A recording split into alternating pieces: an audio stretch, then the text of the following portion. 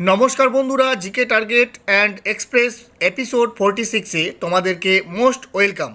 আজকে previous year অর্থাৎ বিগত বছরের বিভিন্ন পরীক্ষার আসা যে প্রশ্নপত্র সেখান থেকে বাছাই করে 20টি এমসিকিউ জিকে এবং তাদের কোশ্চেন নিয়ে আলোচনা করব।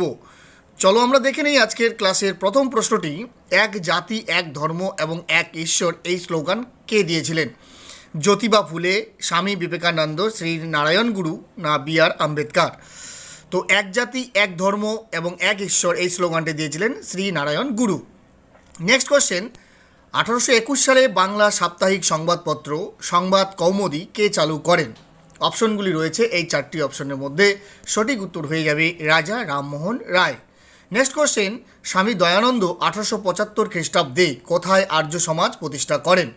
তো এখানে চারটি অপশনের মধ্যে সঠিক উত্তর হয়ে যাবে স্বামী দয়ানন্দ 1875 খ্রিস্টাব্দে বোম্বেতে প্রথম আর্য সমাজ প্রতিষ্ঠা করেন। নেক্সট কোশ্চেন, 1843 খ্রিস্টাব্দে পঞ্চম আইন দ্বারা ভারতে কোন প্রথাকে বেআইনি ঘোষণা করা হয়? এখানে এই চারটি অপশনের মধ্যে সঠিক উত্তর হয়ে যাবে দাস প্রথা। নেক্সট কোশ্চেন, নিম্নের কে 1880-এর প্রথমার্ধে আর্য মহিলা সমাজ গঠন করেন? স্বামী দয়ানন্দ সরস্বতী, স্বামী বিবেকানন্দ, পণ্ডিতা রমাবাই না রমাবাই রানাডে? তো এখানে সঠিক উত্তর হয়ে যাবে পণ্ডিতা রমাবাই। নেক্সট কোশ্চেন, কে ব্রিটিশ ভারতে সারদা সদন নামে ভারতীয় বিধবাদের জন্য শিক্ষাকেন্দ্র প্রতিষ্ঠা করেন?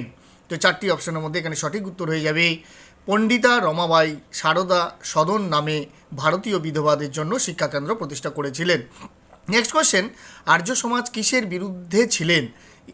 তো এই চারটি অপশনের মধ্যে যে আর্য সমাজ যার বিরুদ্ধে ছিলেন তা হলো ধর্মা অনুষ্ঠান ও মূর্তি পূজার বিরুদ্ধে ছিলেন আর্য সমাজ।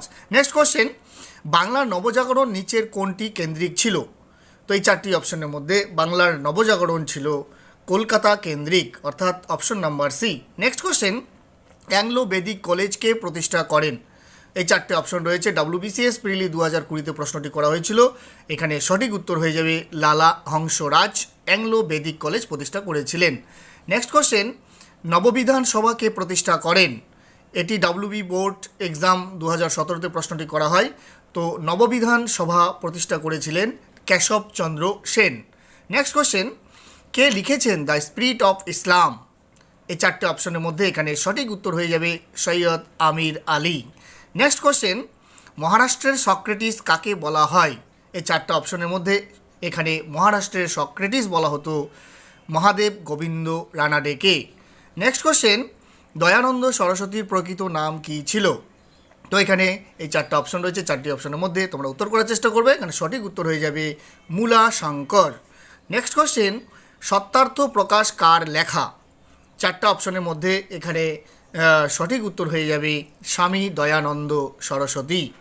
নেক্সট কোশ্চেন, পরিব্রাজক কার রচনা? তো এই চারটি অপশন রয়েছে। WBCS প্রিলিতে 2020-তে এই প্রশ্নটি করা হয়। এখানে সঠিক উত্তর হয়ে যাবে পরিব্রাজক স্বামী বিবেকানন্দের রচনা। নেক্সট কোশ্চেন, হিন্দু ধর্ম পুনঃসংস্কারের প্রধান প্রবক্তা কে ছিলেন? চারটি অপশনের মধ্যে এখানে সঠিক উত্তর হয়ে যাবে স্বামী দয়ানন্দ সরস্বতী, অর্থাৎ অপশন নাম্বার এ।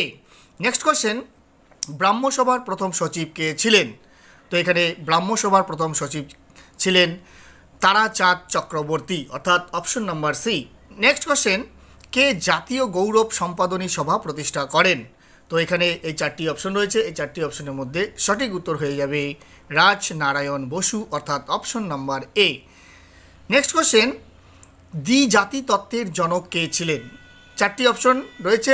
WBCS প্রিলিতে 2005-এ প্রশ্নটি করা হয়। তো এখানে সঠিক উত্তর হয়ে যাবে সৈয়দ আহমেদ খান, অর্থাৎ অপশন নাম্বার ডি, দ্বিজাতি তত্ত্বের জনক ছিলেন। Next question, last question, Swami Vivekananda কবে রামকৃষ্ণ মিশন প্রতিষ্ঠা করেন? এটি তোমাদের জন্য হোমওয়ার্ক রইল। তোমরা এই চারটা অপশনের মধ্যে সঠিক উত্তর যেটি হবে তা কিন্তু কমেন্ট বক্সে কমেন্টের মাধ্যমে জানাবে। আর ভিডিওটি যদি হেল্পফুল মনে হয় তাহলে অবশ্যই তোমরা লাইক অ্যান্ড শেয়ার করতে ভুলবে না। Thank you.